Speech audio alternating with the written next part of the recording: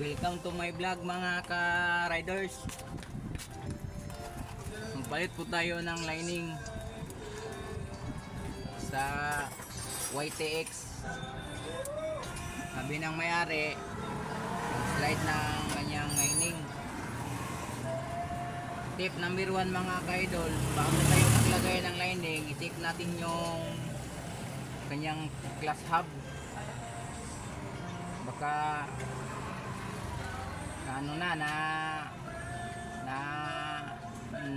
nakagda na yung may gutter na, parang masasangit ng kamay mo dito. Mayroon ng tama, pero ito mga ka-idol, okay pa to. Medyo mayroon ng konti, pero pwede pa to mga ka-idol, pwede pa. Ganito lang po mga ka-idol. Step number 1, check nyo muna yung glass hub, tapos yung kanyang harap, yung kanyang kakbang nya. Ito mga ka-idol, tignan nyo mga ka-idol, okay po ito mga ka-idol, pwede pa to.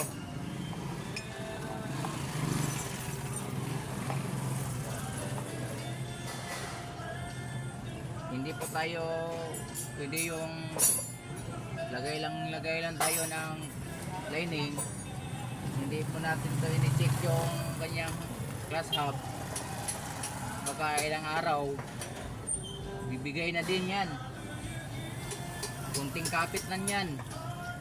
Pinakamatagal yan mga 1 buwan, wala na.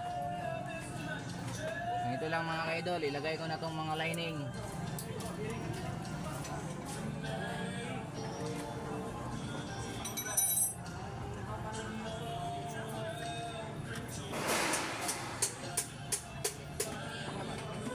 At saka yung kanyang plate, check po natin yung mga plates nya, baka may tama din, pero okay pa to, walang tama.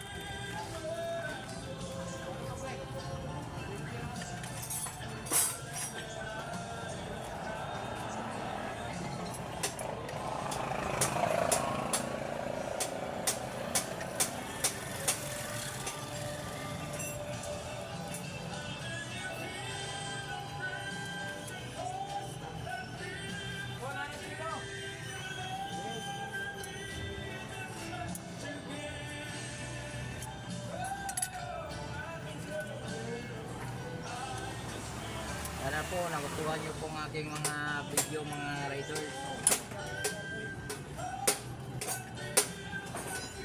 Kung nagustuhan nyo po yung mga video ko, like and share.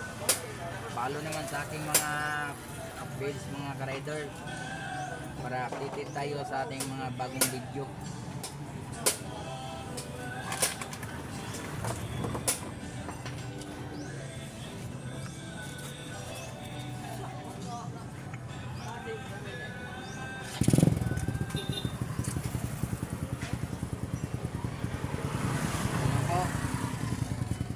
Ginagay na natin.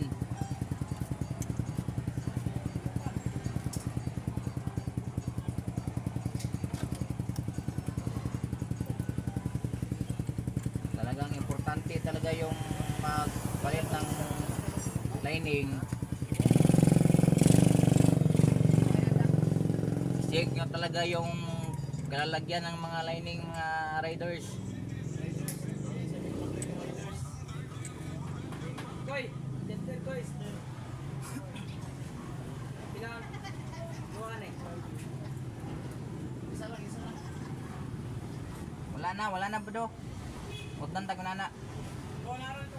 Nail, apili dik to nail. Ulit ito pikas.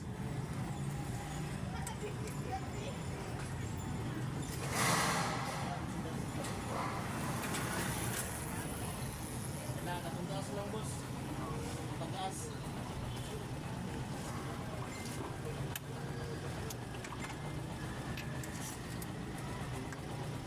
Pasensya na po kayo mga idol. Nagtagalog ako mga idol. Kaya yung ibang manonood hindi naman makaintindi ng mga Bisaya. Ikaw, tinagalog ko na lang.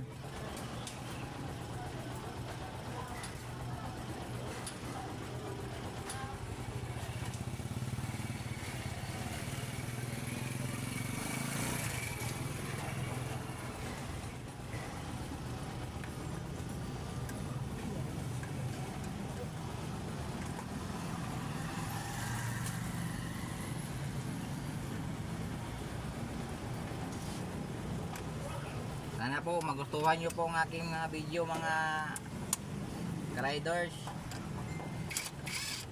I-share nyo naman mga riders.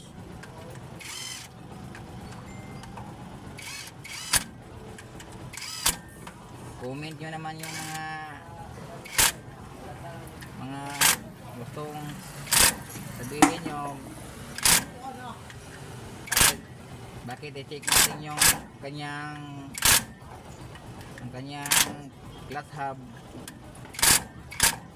I-comment nyo dyan sa comment section at sasagutin natin yung mga tanong nyo.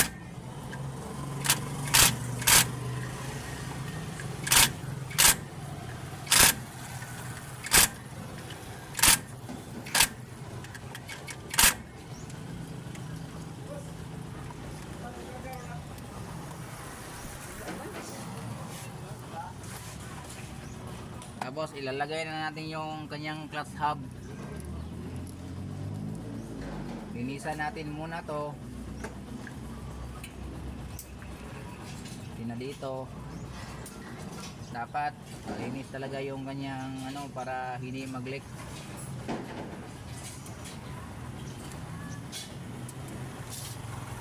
Yung talagang malinis.